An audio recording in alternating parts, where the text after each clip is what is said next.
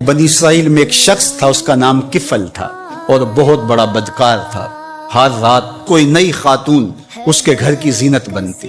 एक दिन एक खातून को 60 दीनार देके वो अपने घर ले आया।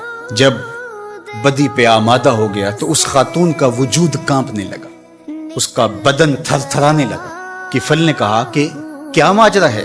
उसने कहा, किफल, मैं कोई बदकार खातून नहीं हूं, लेकिन जरूरत मुझे तेरी चौखट पे ले आई। बस दिल की अथाह गहराइयों से निकले हुए जुमले थे, दिल की अथाह गहराइयों में उतर गए। किफल पीछे हट गया।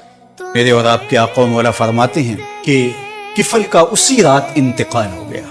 लोग जब सुबह गए तो किफल के दरवाजे पे लिखा हुआ था, इन्नल्लाह कद गफरा लिकिफल, अल्लाह ने किफल को माफ कर दिया। गुनाह को तर्क करने वाला, इरादे से बाज आ जाने वाला अल्लाह को कितना महबूब होता है।